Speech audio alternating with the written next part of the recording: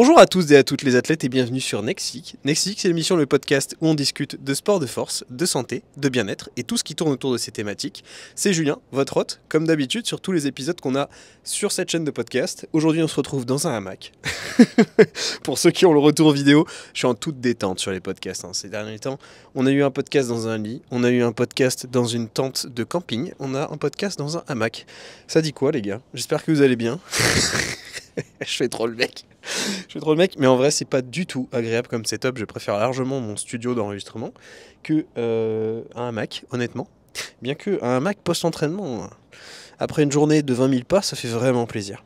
Aujourd'hui, on se retrouve pour l'étude de cas. Je voulais me mettre en toute détente pour faire une étude de cas. Je vous rassure, pour ceux qui sont intéressés par une consultation, je ne fais jamais une consultation dans un hamac. Cela dit, on est sur le podcast et le podcast, à la base, c'est la détente. C'est le free to talk. C'est vraiment la liberté d'expression. Et aujourd'hui, sur cet épisode, on est sur un épisode d'étude de cas. Tu sais quoi tout ça? Alors c'est un concept que je lance dès aujourd'hui, c'est le premier épisode d'étude de cas, si je tombe pas à terre dans un hamac. Globalement, ça devrait bien se passer.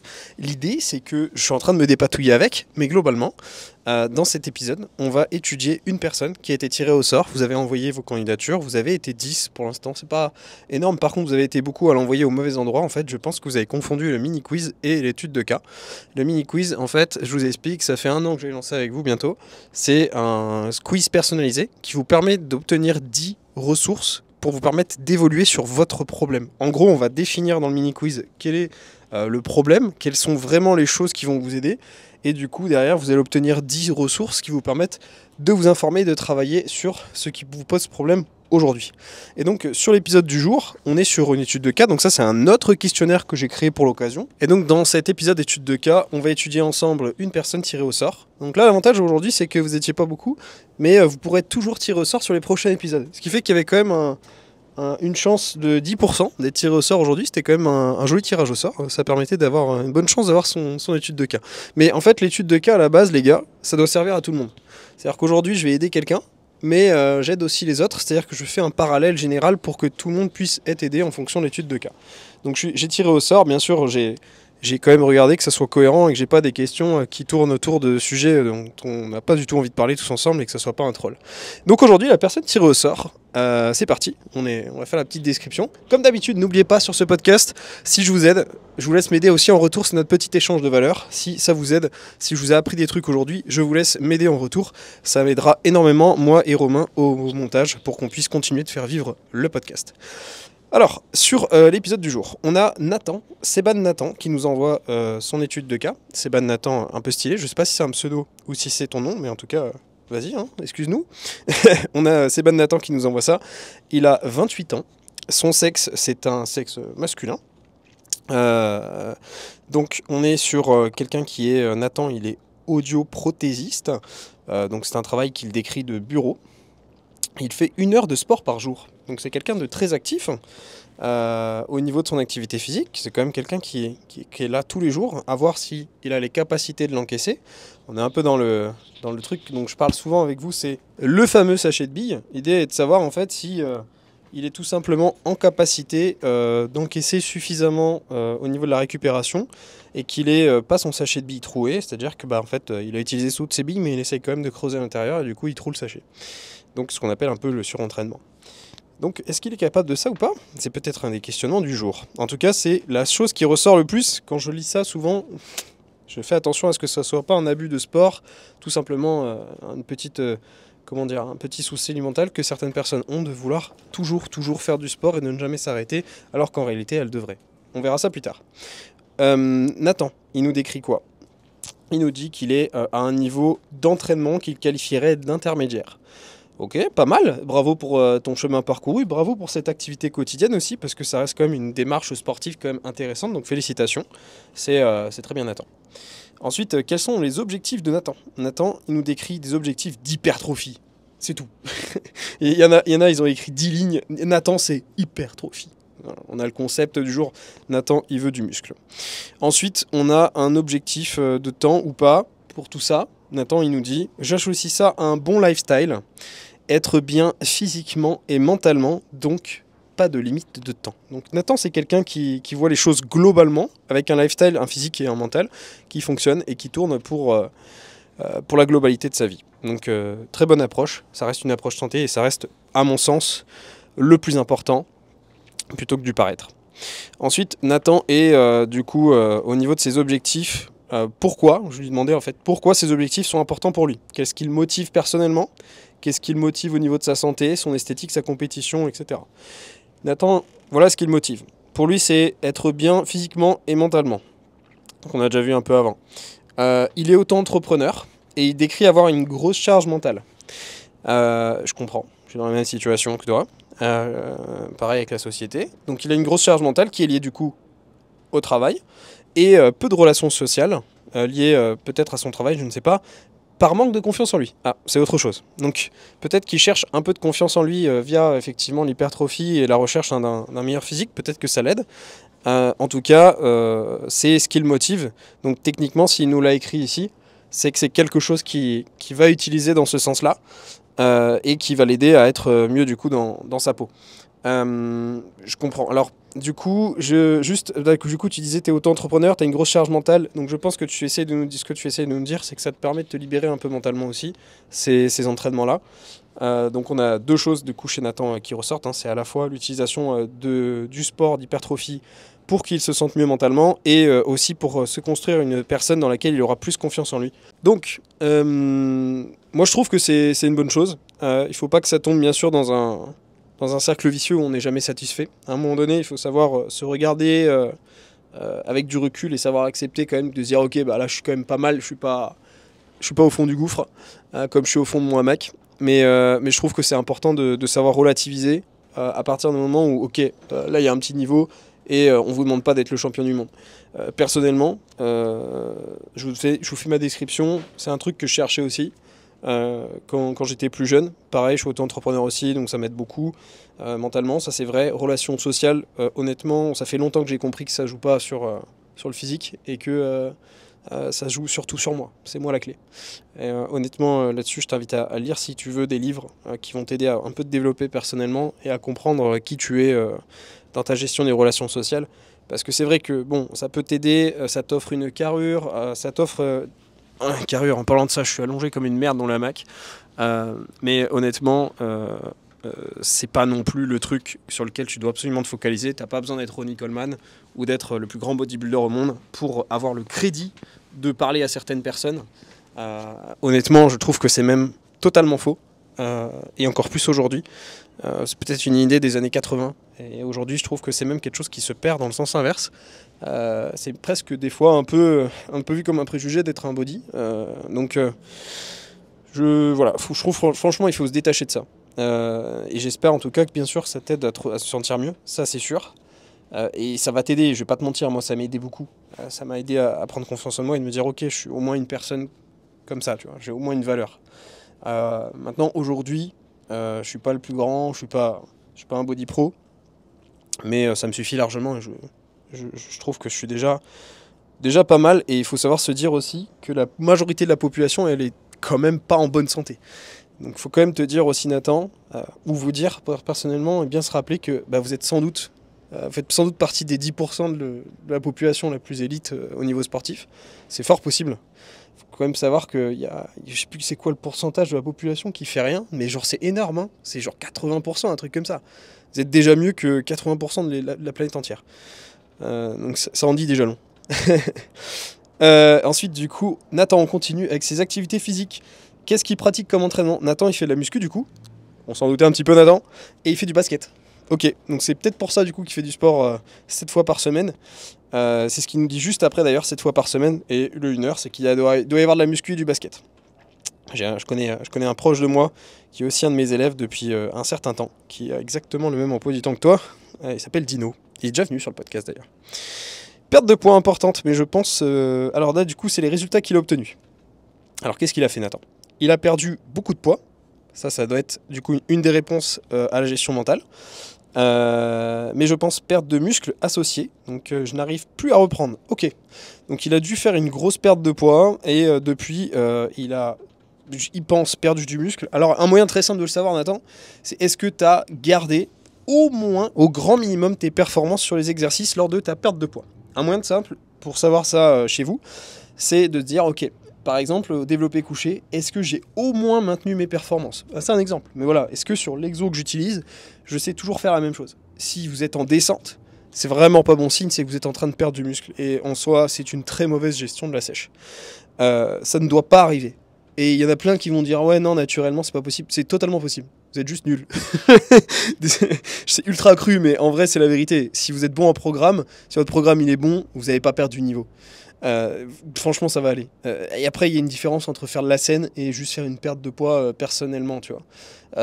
Si vous cherchez à aller à 7% de body fat, la question n'est pas la même que si vous faites juste une sèche classique ou une perte de poids classique. Donc 7% de masse graisseuse, je disais body fat. Voilà, si on est juste sur quelqu'un qui essaye de faire les choses sainement, comme on l'a dit, sans aller chercher un physique de compétition, etc., ça doit surtout pas arriver. Il ne faut pas que ça arrive, ça. Ou alors, c'est qu'il faut vraiment revoir le programme, parce qu'il y a des petits soucis. Et derrière aussi peut-être un peu de surentraînement, on en avait parlé, ça nous soulèvera un peu plus la question, c'est est-ce que vraiment il est en capacité d'encaisser tout ça, Nathan, 7 fois par semaine, et du coup il n'arrive plus à reprendre. Et du coup, il y a des fortes chances que tu sois peut-être dans l'abus, ou que tu aies une mauvaise répartition de ta semaine, c'est possible. On va voir la suite. Et du coup, ouais, je disais, un bon moyen de le savoir pour vous, c'est de au moins maintenir vos performances. Et sur un exo où vous allez utiliser votre poids de corps, votre charge doit monter. Si par exemple vous êtes sur des mollets, vous faites des mollets debout. D'habitude, vous prenez, je sais pas, 20 kg par main pour faire 12 répétitions au mollet debout. Si vous êtes en train de perdre du poids, on est d'accord, votre poids est de monter. Sinon, c'est que vous perdez des mollets. Est-ce que vous avez suivi ou pas? On prend notre exemple, les tractions. Si vous êtes en pleine perte de poids, techniquement, vos tractions doivent s'améliorer. Sinon, c'est pas bon. Voilà. Difficulté qu'il rencontre Nathan. Nathan, il rencontre des difficultés sur le temps. Ah bah tu m'étonnes, tu t'entraînes tous les jours 1 heure. Puis après, j'imagine que... Alors ça dépend des gens. Mais s'entraîner tous les jours 1 heure, ça prend du temps. Il faut y aller, il faut revenir, il faut se doucher, il faut faire les lessives. Ça fait pas mal quand même, c'est vrai. D'ailleurs, c'est un truc, j'ai vraiment pas hâte de revenir en France pour ça, parce que ici, moi, à la salle, j'ai les vêtements de sport qui sont fournis, j'ai les serviettes qui sont fournies, j'ai la machine à laver à la salle de sport. J'ai ma salle de sport à 50 mètres, que ça soit CrossFit ou quoi, il y a des salles tous les 50 mètres ici, donc tu marches pas, tu vas à la salle. Et t'as pas besoin de trucs, tu y vas, t'as tout, t'as l'eau, t'as tout. Et franchement, ça, c'est un truc de fou, en fait. Parce que, du coup, prendre du temps pour s'entraîner ici, c'est le temps de la séance, c'est tout. C'est incroyable. Du coup, j'avoue que j'ai un peu le seum. Et je comprends tout à fait, Nathan, et d'autres personnes, du coup, le manque de temps quand on s'entraîne beaucoup. Parce que c'est une discipline qui demande du temps à l'effort. Et autour de l'effort, globalement, sauf si on est dans un autre pays comme ici. Mais en général, on est tous d'accord que y a le temps aussi autour de la séance. Le temps d'y aller, le temps de revenir, le temps de se doucher. Ouais. Du coup, je comprends. Et du coup, alors, Nathan, dans la question « As-tu suivi un programme de nutrition spécifique? Si oui, lequel ?» Il nous dit, alors justement pour sa sèche, c'était un peu la question, « Non, mais plus jeune, avec quelques idées reçues, forcément, tu testes plusieurs régimes, plus ou moins bons avec du recul. » Ouais, on a tous fait ça, je pense. Surtout, je sais pas, t'as quasiment le même âge que moi, je crois que t'es plus jeune. Ouais, peut-être pas de grand-chose. Et honnêtement, notre génération, nous les trentenaires, moi je suis pas trentenaire encore, mais putain ça arrive, c'est qu'on n'a pas eu les informations que les jeunes ils ont aujourd'hui. Donc aujourd'hui les jeunes, en fait, ils ont accès à une meilleure information, mais il y a tellement d'infos qui se perdent dans tous les sens que je trouve qu'au final c'est pas forcément de la qualité. C'est le truc un peu relou ça. Ensuite, il nous dit... la routine alimentaire actuelle, donc le nombre de repas qu'il fait, le type d'aliments et les compléments. Il nous dit, je fais 3 repas complets et solides sans complément alimentaire. Solides les repas. Ça marche. Donc 3 beaux repas, c'est ce qu'il essaie de nous dire. Bon écoute, tant mieux, j'espère que c'est bien composé et que ça correspond à tes besoins. Donc là aujourd'hui il fait 62 kg pour 1m76, c'est un sacré rapport négatif. Donc on est sur une personne qui doit être très sèche, très sèche, voire peu de masse musculaire, c'est possible. 62 kg pour 1m76, ça fait un joli différentiel. Par exemple, lorsque vous avez quelqu'un qui est assez bien musclé et qui est sec, en général, on se rapproche du rapport taille-poids. Donc pour quelqu'un qui fait 1m76, moi par exemple, je suis pas très loin, je fais 1m80, 81 cm. Mon poids sur scène, parmi... voilà, on est sur un autre niveau, mais mon poids sur scène, c'est 78-79 kg. Sec, très sec. Donc c'est que notre Nathan, soit il manque un peu de masse musculaire, mais globalement c'est sûr, Nathan, tu dois être très sec à mon avis. Attention à ce problème-là aussi qui doit sans doute aussi jouer sur ta production de testostérone en tant qu'homme et du coup sur ta performance évidemment. Et vu que tu bloques un peu là-dessus, ça serait peut-être à se questionner. Attention, pas d'anorexie. Tour de taille à 72 cm, c'est correct. Ça indique pas forcément quelque chose, ça dépend des gens, on n'a pas tous la même morphologie. Il nous envoie une photo, c'était facultatif, vous pouvez envoyer une photo dans le questionnaire pour mieux visualiser le point de départ. Je suis en train de la charger, vous l'aurez à l'écran. Alors non, j'ai pas Paint. Alors, il nous a envoyé une photo qui, à mon avis, n'est pas une photo de départ, mais plutôt une photo de l'actuel physique qu'il a. On voit pas ses jambes, mais en tout cas, on peut, avec certitude, observer que il est globalement sec sur son haut du corps. Peut-être que le dos est très sec, à vérifier si ça se joue aussi là-dessus. On est effectivement chez quelqu'un qui, visiblement, s'approche des 10% de masse graisseuse et est relativement sec. Donc peut-être que reprendre un petit peu, mais sous contrôle bien sûr, pas d'agressivité au niveau du poids et de la prise de masse, ça lui permettra de mieux se sentir. Ça pourrait être utile effectivement Nathan pour toi. On est sur combien d'heures de sommeil par nuit pour Nathan? Nathan il dort 8 heures, ça c'est bien ça. Très bon réflexe Nathan. Qualité de sommeil, il a décrit comme moyenne. Ah, c'est moins bien ça par contre. Donc vous avez le choix entre mauvaise, moyenne et bonne. Et pour lui c'est moyen, c'est-à-dire qu'il qualifie pas ça de bon. Alors du coup j'espère que c'est pas trop le stress et la boîte qui te fait un petit peu stresser. Sinon du coup des points d'amélioration que tu peux avoir, mais c'est effectivement travailler autour de cette gestion du stress. Je reviens un peu sur le développement personnel et peut-être voir pour peut-être des compléments qui te permettent de réduire effectivement ton stress pour mieux dormir, ou alors travailler autour de la nuit. Je ne sais pas exactement quel est le souci de Nathan, hein. C'est pas une consultation, parce qu'une consultation, je vois avec vous en direct les choses, j'échange, donc forcément je vois moins de choses ici. Mais voilà, il y a sans doute des axes d'amélioration sur la gestion du stress, peut-être la qualité intérieure du sommeil, c'est-à-dire est-ce qu'il ne fait pas trop chaud dans sa chambre, est-ce qu'il y a de la pénombre, est-ce que voilà, il y a une bonne literie, des choses comme ça, et derrière peut-être des compléments qui peuvent être utiles en dernier recours. Pour moi c'est un peu le dernier recours, les compléments sur le côté récup, sommeil, parce que il y a toujours des choses un petit peu améliorées autour avant de chercher le complément, et après des fois il y a des situations qui sont immuables. Vous êtes un peu coincé, c'est comme ça, admettons que vous avez des horaires décalés, ouais, les compléments vont être utiles parce que c'est votre métier. Voilà, ça dépend des gens. As-tu des stratégies de récupération? Nathan, il nous dit non. Je n'ai pas de stratégie de récupération. En gros, c'était parler de méditation, stretching, massage, sauna, des trucs comme ça. Lui, il dit qu'il n'a pas ça, et pourtant, si tu as des petits soucis de sommeil, de stress, la méditation, ça te serait très très très utile. Je dis souvent ça à mes élèves, il vaut mieux passer 3 minutes à travailler sur sa respiration, sa méditation avant d'aller se coucher, plutôt que de passer un quart d'heure à tourner dans le lit et à pas trouver le sommeil. Le rapport de temps, il est énorme, et surtout vous allez tomber plus vite dans un sommeil profond, donc mieux récupérer. Comment tu te sens en rapport à ta progression? Nathan, il se sent frustré. Bah oui, du coup, il avance pas, donc ça se comprend bien, puis surtout s'il a perdu un petit peu, c'est sûr ça bloque un peu. Donc on a déjà vu pas mal d'axes d'amélioration du coup là-dessus aujourd'hui. Quelles sont tes sources de motivation? Nathan, pour lui, Nathan il dit tu me motives, mec. Bah écoute, avec grand plaisir. Avec quelques autres personnalités des réseaux, je suis pas une personnalité, on va se calmer. Surtout ceux qui arrivent à associer un beau physique avec une vie de famille. Ouais, avec plaisir, j'ai un super lapin. Quelles sont tes habitudes qui te freinent dans ton avancée? Manque de discipline, etc. Pour lui, ce qui le freine, c'est le stress et les TCA.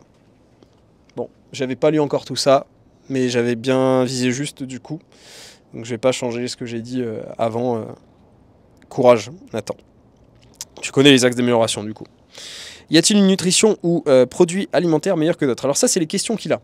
Il a aujourd'hui 3 questions que vous pouvez poser à la fin. Et lui, il a ces questions-là. Y a-t-il une nutrition ou produit alimentaire meilleur que d'autres? Aujourd'hui, sur le papier, si on regarde bien, il n'y a pas une alimentation qui surpasse les autres. Il n'y a pas un type d'alimentation qui surpasse les autres. Ce qui nous intéresse, c'est quoi? C'est manger suffisamment de fruits et légumes, ce que je disais la dernière fois avec vous là, sur le dernier épisode. C'est voilà, tout ce qu'il y a autour, bien sûr, de la nutrition, mais en soi, la nutrition, c'est ça. Manger suffisamment de protéines, manger suffisamment de lipides si vous êtes naturel, pour assurer une bonne production hormonale, surtout pour les femmes. mais aussi pour les hommes, hein, faut pas croire. Et après, voilà, avoir des aliments de qualité, pas manger trop transformés. Globalement, c'est ça. Peut-être qu'il faut que tu manges un petit peu plus, c'est possible, Nathan. Mais après, voilà, il n'y a pas un truc miracle. Il n'y a pas de truc miracle. Peut-être ce qui peut t'aider, effectivement, si tu as du mal avec ton stress, et du coup, complément alimentaire, tu demandais, bah oui, ça peut être peut-être intéressant chez toi de prendre, déjà tester peut-être le Pure Zen chez NutriPure, c'est pas mal en composition, ou l'ashwagandha, qui va te permettre d'améliorer aussi un petit peu ta concentration. Ça peut être utile pour ton travail en début de journée.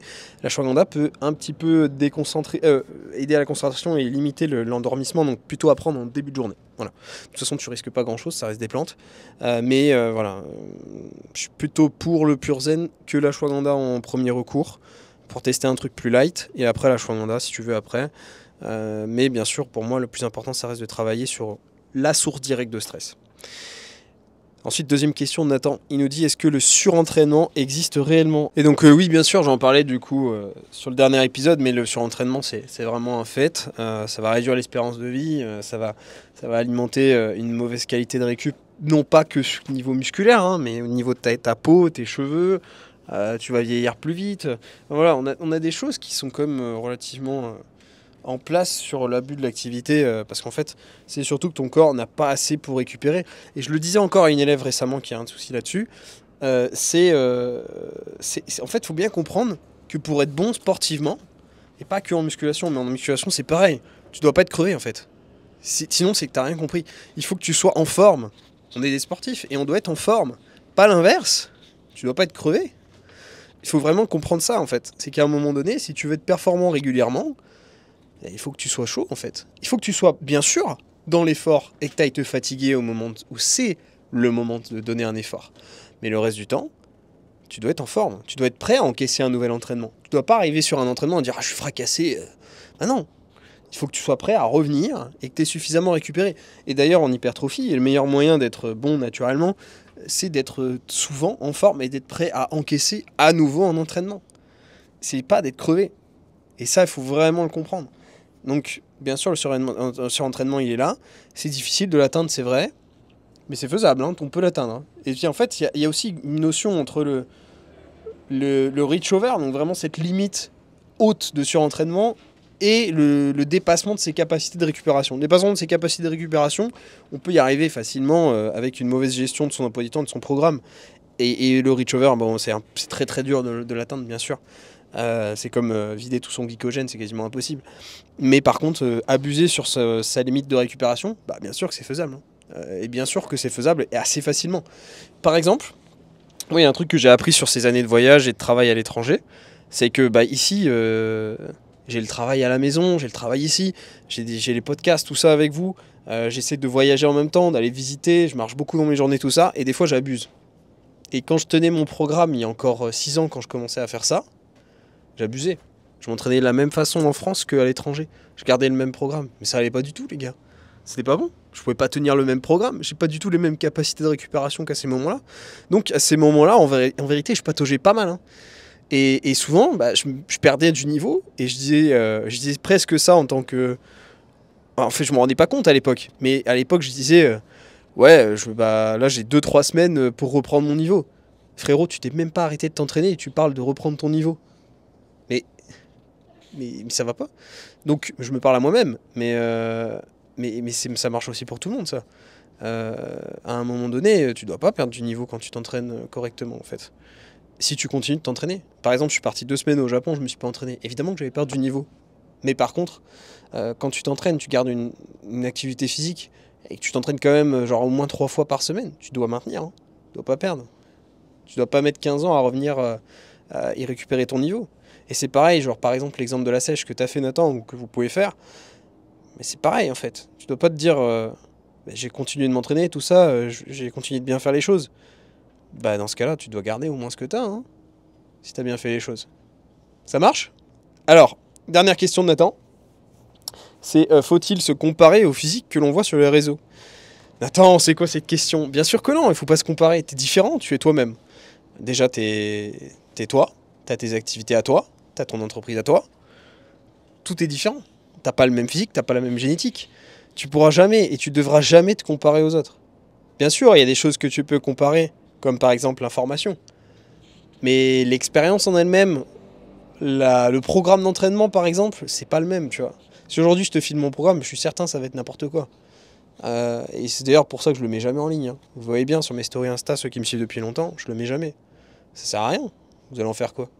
Vous allez sans doute faire n'importe quoi avec. Donc c'est un truc, voilà, je suis plutôt partisan de dire, travaille sur toi-même, c'est le plus important. De toute façon, t'es la seule personne avec laquelle tu vas vivre le restant de tes jours. Voilà. Ensuite, il voulait, donc on a une autre partie après, c'est que voudrais-tu comprendre en ce qui concerne l'entraînement et la nutrition.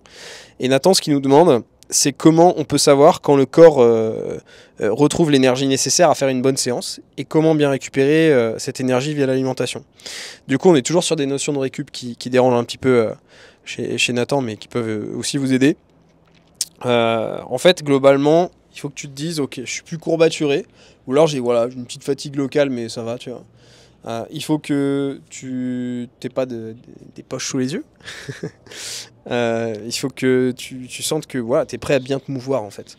Tu vois, au basket, c'est un sport où on te demande de bouger globalement et d'être chaud de partout. Tu vois, t'as pas un groupe musculaire qui doit être KO au basket, sinon tu vas mal jouer. Tu dois pas être rigide. Tu vois, tu dois avoir cette sensation de liberté. Tu vois, tu dois être comme Curry. Tu vois, tu dois bien te placer dans l'espace. Ça doit bouger, ça doit être fluide. Si tu vois globalement que tu as des endroits où tu es fracassé, tu es rigide, c'est que tu es crevé. Et que tu as besoin de récupérer peut-être localement. Attention, je dis pas partout. Peut-être que tu as fracassé tes jambes et tes jambes ont besoin de récupérer. Peut-être que le reste est chaud par contre. Bien aussi différencier que on peut être un peu fatigué généralement. Et après on a la fatigue locale musculaire, ça c'est encore autre chose. Et du coup, comment bien récupérer cette énergie via l'alimentation. Alors du coup on a fait le tour des petits soucis et des trucs qu'on peut améliorer dans la récup de Nathan. Mais via l'alimentation, globalement, ça va être de manger suffisamment de protéines et de ne pas avoir de carence aussi. Ça c'est très important. C'est que tu n'aies pas de carence en vitamines et en minéraux. Ça c'est un truc souvent où vous avez des carences. On l'a vu encore d'ailleurs dans le dernier podcast. C'est marrant, on fait beaucoup de parallèles au dernier podcast ici. Mais je vous ai expliqué dans le dernier podcast que effectivement il y a beaucoup de carences chez les gens. Beaucoup plus que ce qu'on croit et même chez les athlètes professionnels. La carence ça arrive très vite. Et en fait dans tous ces sports, quand on fait autant de sport, tout ça, on perd tellement de minéraux que en fait la supplémentation elle prend tout son sens. Ou en tout cas une alimentation extrêmement complète, ce qui va demander de manger des abats, voilà, des trucs qui font pas forcément envie à tout le monde, donc il vaut mieux se supplémenter dans ce type de situation-là. Et deux exemples que je peux donner et que je donne toujours en conseil, c'est le zinc et le magnésium. Parce qu'en fait, globalement, on n'a pas cette alimentation complète. Je sais pas vous, mais moi je mange pas des huîtres toutes les semaines. Et en fait, du coup, c'est des éléments qu'on perd très vite, parce que c'est des minéraux qu'on perd en transpirant. Et on transpire pas qu'au sport, hein, on transpire aussi le reste du temps, en dormant aussi. Et en fait, ça arrive très vite d'être carencé sur ces points-là. Donc ça, c'est aussi un truc sur lequel, ça peut pêcher en termes de récupération. Donc voilà, Nathan, tu as beaucoup de pistes d'amélioration de récupération, sans doute à travailler aujourd'hui, qu'on a pu voir sur toute la globalité, que par la nutrition, c'est vrai, mais pas que. Voilà, j'espère avoir pu aider un max Nathan et certaines personnes qui écoutent peut-être. Aujourd'hui, on avait pas mal de petits trucs intéressants à voir dans cette étude de cas, à la fois sur la récup, sur le stress et sur le fait de ne pas abuser sur son activité physique. Je suis d'ailleurs, j'ai vraiment pas du tout, je vous jure que c'est tiré au sort, j'ai vraiment pas du tout orienté ça, mais c'est un de mes objectifs de cet hiver, c'est de vous permettre de comprendre votre sachet de billes. J'en parle tout le temps.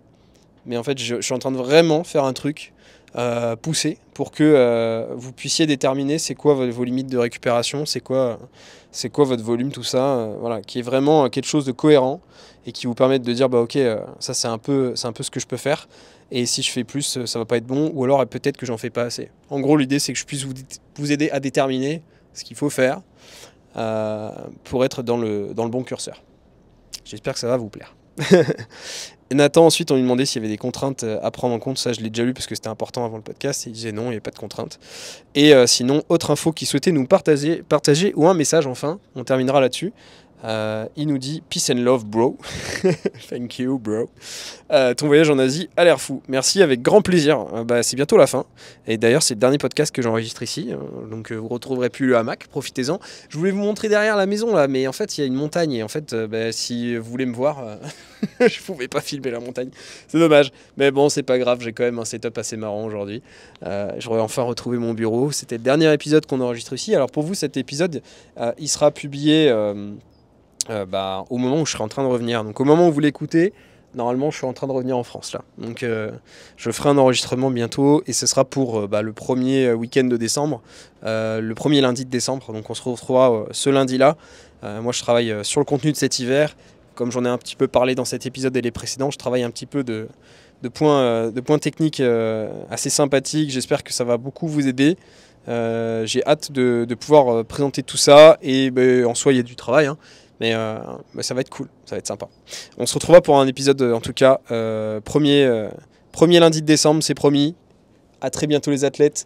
Comme d'habitude, n'hésitez pas à m'aider en retour si je vous ai aidé aujourd'hui. J'espère vous avoir aidé un maximum sur différents points qui ont pu être cités avec Nathan. On se retrouve pour le prochain épisode. A plus, c'était Julien.